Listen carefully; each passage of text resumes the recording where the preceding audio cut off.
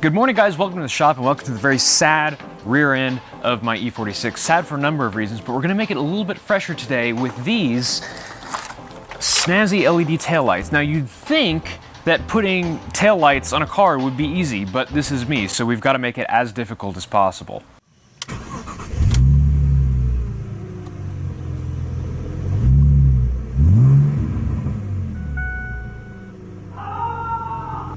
Now, ignoring the taillights for a second, there's a few things that are a little bit sad about the rear end of this car. First off, it has been rear-ended. You can see, the bumper a little bit worse for wear. This piece was missing entirely when I got it. And then we've got a bit of a crumple here. Now, the trunk lid has been replaced and repainted quite poorly, might I add, but there is still a decent amount of folded metal here, and that has actually pulled the taillight a little bit out of alignment. So I think I'm gonna try slide hammering this a little bit back into place. I mean, I'm not super confident that I'm gonna get very far with this, but I'm at least gonna try.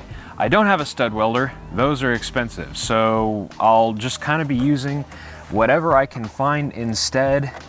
And I guess step one is getting this trim panel off. Looks like we just have some Phillips and my goodness, make good choices. Now I know what you're thinking, Jake, those LED headlights are awful. Why would you do that? You have perfectly fine working halogen bulbs in the rear of the car already that are period correct. Why bother? Well, first of all, you're wrong. I think the LEDs look fantastic, but also you're wrong. These don't work flawlessly. Behold, yet another issue in the sad back of my car. The ground melted again, because as you can see, this has been replaced poorly by not me, so that's fun. So in order to keep this from happening again for a third time, the LEDs draw a lot less current, so that's my reasoning. Also, I think they look snazzy. My kit to replace this plug isn't here yet, so instead we're just going to pretend like I've done this and just plug in the new bulbs anyway. So I got the bulb holders out, which is just undoing that little fastener. I took out this piece of plastic that goes across here, which was weirdly difficult. It just required a lot of finagling. And this, I think, is where we will need to weld and slide hammer the metal back roughly into shape, sort of. Yikes. Luckily, this doesn't really seem structural. This is all just low strength sheet metal, so there's not really terribly high stakes here. None of this really looks fun. And something else we'll have to do is BMWs are able to tell you when a bulb is out. And the way they do that is by pulsing a low amperage current through the lights and measuring the resistance or something.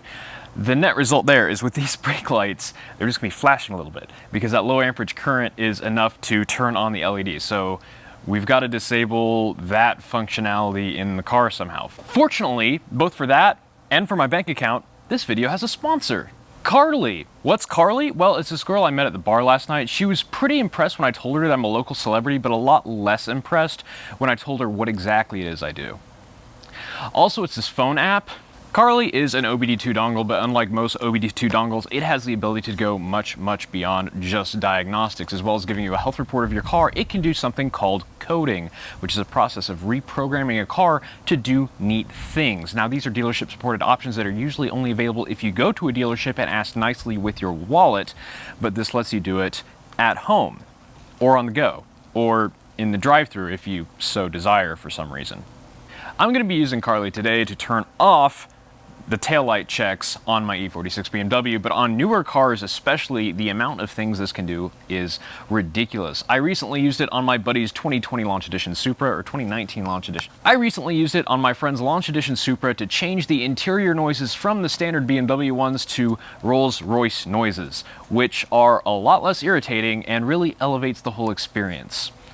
We are going to get this reprogramming party started by taking the dongle, which kind of a nice design. It all just fits right into the OBD2 design. And smack that guy right on down into the OBD2 port. Now the dongle's in, just gonna pop the app open. You see I've got my 3 series here. We're just gonna hit connect. Okay, now it's connected to the car. We've got a few different things we can do here. We can look at the car's health. We can check and see if the VIN matches. So you can see here that the VIN on my car is stored in the instrument cluster, the light module, and the GM5 module. And hey, look at that, it matches in all those. So they've either not been replaced or they just all match. Going to the health screen, this is going to scan a whole bunch of different modules here and look for trouble codes, not just in the engine computer, but also ABS module, seat module, the radio, the light control module, the airbag module, all kinds of stuff. And it can tell you a lot more than just looking at what lights are on the dashboard. There's a lot of... I have no lights on the dashboard. Let's see what this has to tell me. Probably nothing good. Systems checked. 11 ECUs found and 16 fault codes. That's a lot. Let's see what they are. Hey, wow, look at that, look at that. I have a BMW where the engine health checks out. We've got very bad overall health. And this is the sort of thing that could help you make a more informed decision about a car. Air conditioning, we've got, so it looks like AC is having a potential issue with the heat storage shutoff valve. Looks like there could also be an aux sensor error. Just two, that's not too bad. Critical issues with the central chassis electronics. I bet you that has something to do with my taillights failing. No reply driver mirror, yep, that's because it's off the wrong car. And additional left turn signal interrupt relay signal to ground.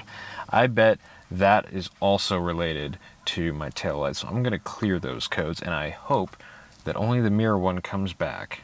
Looks like we have some communication errors. I'm going to hope that those are just from a low battery state or something to that effect. So one of the things about Carly that makes it quite a bit more user-friendly than most scanners is the ability to just hit search for more information and it pulls up a pertinent Google search for you. These appear to be pretty minor codes, as it says minor issues, so I'm not terribly worried about it. What could be wrong in my instrument cluster? It looks like it is all, like it says, not serious communication errors and EPROM checksum issues. And like it says, you'll want to check back in 3 days to see what codes have popped back up, and it'll actually set a reminder and give you a little notification on your phone reminding you to do that, which is great because I forget these things. But now for the really fun stuff, we're going to go to customization and check coding possibilities. And this is going to scan the different modules in the car and see which ones it can alter. This is mostly a BMW and Volkswagen thing, Volkswagen, Audi, and whatnot. I think there's a few other brands that it can do this for, but those are kind of the ones that are going to have the most stuff. So it looks like we can customize my GM5, my seat memory module, and the LSZ. And the LSZ is what we want because that is going to have all the information pertaining to those taillights. So we're going to read it out, and this creates a backup of the current coding, and it'll actually back that up to the cloud so that we can restore it later if we need to, if something messes up. Backup successfully created. Now, my microphone failed when I did this the first time, so I'm re-recording this, but what we want to do is we want to scroll down here. We want to turn off all the voltage monitoring for the rear. So turn signal rear voltage monitors, brake light rear voltage monitors, inner brake light voltage monitors, and tail light voltage monitors. We're going to want to turn all those off because those are going to be LEDs now, and we don't want it to be monitoring for a bulb out when we have LEDs. So once you make your changes there, you hit code now and it applies those changes and you're good to go. If Carly seems useful to you, and if you're into European cars, it probably is useful to you. You can check it out in the pinned comment below or in the description. Support brands that support small creators like myself. And of course, as usual, I don't advertise things that I don't actually believe in. I've been a pretty big fan of Carly for a while, and I've actually borrowed it from a friend before just to play around with it because I was really curious what all it had to offer. Now let's get back to questionable bodywork.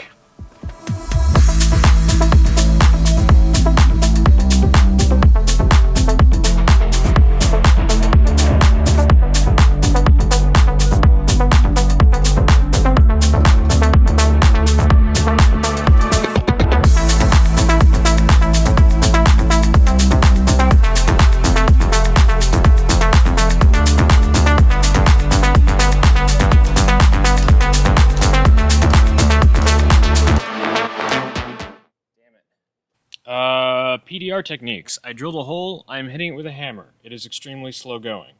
I am considering seeing if this professional PDR tool will fit in my air hammer because this 4-pound sledge isn't doing it.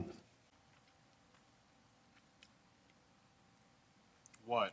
So I've tried a number of things. None of them have worked, so at this point, either the back end of the BMW gets fixed, or the front end of the Ford gets fixed, or everything gets wrecked, or nothing happens. I am annoyed enough that I'm okay with any of these possibilities. I think I'm just going to start by, like, gently tugging first. That's what she said. Yeah, and then we'll give it a jerk later.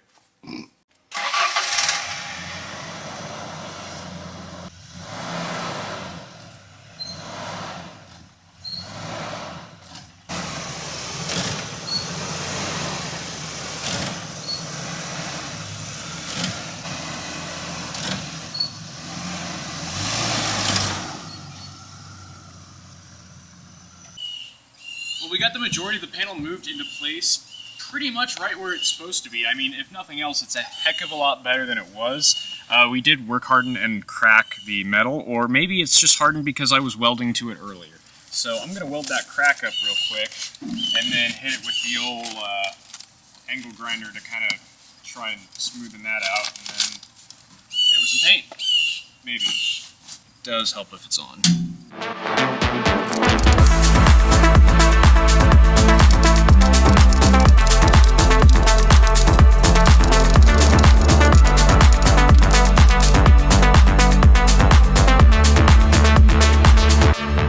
That with the flat disc, it'll be good as new, probably.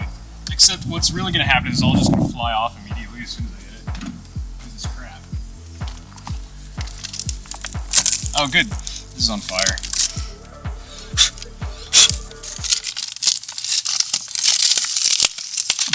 You just got to keep moving your cardboard. Always get a fresh. It is legitimately on fire. There you go. Get you another slice of good thing I don't throw things away. Protective cardboard. Yeah. All the welders in the comments are internally screaming. Everybody in the comments are internally screaming. Nothing about this is correct. Except for Carly. Link in the description.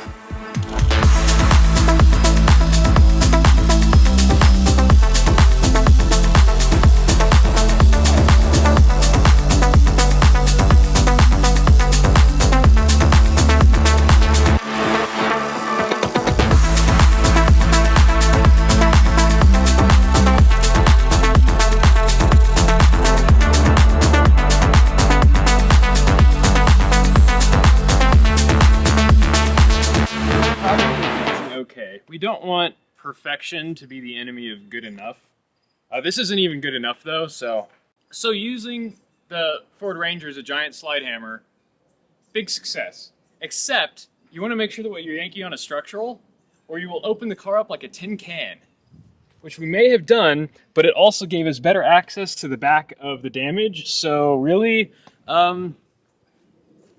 blessing in disguise. It's covered by plastic anyway, and it's on the inside of the seal, so I don't care. Let's clean this up, and then we'll hit it with a lick of paint. Cleaned it up, hit it with some of the alcohol for outside boo-boos, and I just got some Orient Blue in a can. And we're just gonna give this a few spritzes, because again, good enough is all I ask sometimes. So, the problem with the subwoofer is it was so strong that it completely destroyed my backup camera, so I'm removing it while I'm back here, because I don't really care that much about backup cameras. But, anyway, we got that in, and here in a minute I'll show you how, once I'm done with this side. You know what's kind of scary? What? This moved a decent amount with all the rest of that structure. I wonder if this is going to shut all right. Let's take this tail light out first, and then test that when we can reach back in and grab this. So, to take these tail lights out, first you take off the bulb holder, which you just unscrew this and it comes right out. Now, this is why we have this problem in the first place. This is a really neat design with this sort of stamped sheet, very cheap to produce, and the sockets are just built in. But as you can see, the sockets get a little bit of corrosion on them, and occasionally you'll see a bulb error show up on the dashboard saying that your light is out until you push the brake. What I think that is a little bit of oxidation building up on that ground pin, and then when you actually shove some current through it, it burns that away. But in the process, it puts way too much current or heat through that ground wire, and that is what melts the connectors. So yeah, getting rid of this should just help with a whole lot of things. There is 1, 2, 3 10mm bolts, all fairly obvious in here. So if we just get those out, then the whole assembly comes out. We already did the middle pieces. Those, you just take out these plastic push pins here and pull this down. There's like one nut holding those in, and then they flip out like this, and you reuse the stock bulb holders for those. So I put LEDs in the brake light position, so they got that instant on that really grabs people's attention. And those are good to go. You can see all the old stuff we've taken out over there. We just gotta do this part. Hi, I am elbow deep in a Bavarian. Also, I'm working on this car. Ta-da! Now the new one's a little bit annoying, actually. I'm just gonna go ahead and pop the bolt holder on here for safekeeping. So I'll keep those around as spares, or because they'll probably be real valuable in the future when everyone's done messing up their E46s with LEDs. Make sure you tell them it's from a ZHP. Oh yeah, ZHP taillights are gonna go for premium. I should have these ceramic coated since they're nice and like not scratched yet. So there's a little bit of prep work with these new lights. Of course, you've got the little cap that needs to come off. And you've got a screw thing here. What's weird is how this looks like it has this molded area for the thumb screw here, but it actually goes down here. I don't understand that at all. So take that off, take this whole panel off, and then you've got this whole kind of mess. And you undo all these little Molex guys. Set that aside. And now we've got the actual taillight assembly, and then this also comes off. And then we just slide it in. Check the trunk lid first. Oh yeah!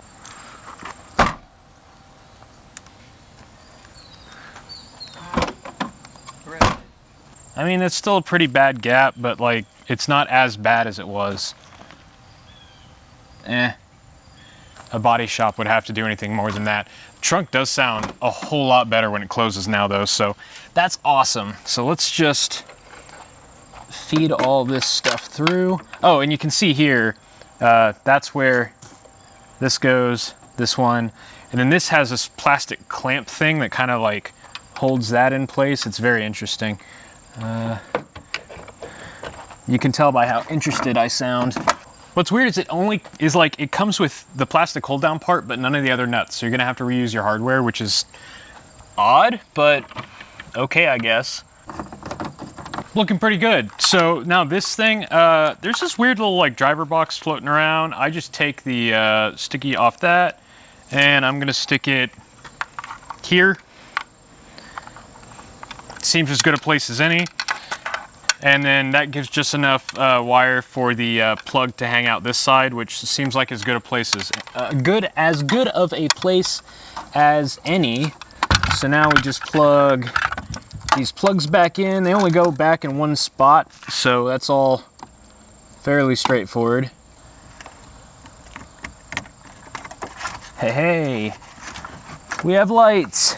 And then we just tighten down on this hand thing, and that'll press this seal down. And there it is. That's some lights installed. Let's make sure they all work. Those are, I don't know what you call those, evening lights. So that's everything. And then this is actual taillights. I don't think this will be any different. Brake lights. Ooh, spicy. And hazards. Yeah, and that double flashing is Euro style hazard flashers, which is another thing that you can do with Carly. And reverse. Yes? Yay!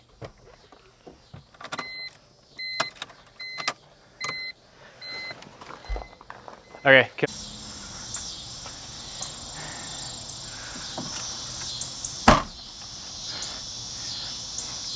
I won't say it's a job well done, but it is a job done.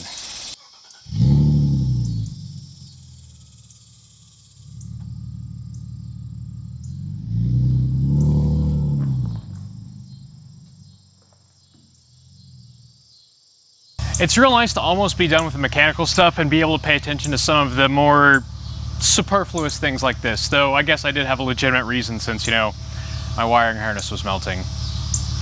Thanks for watching.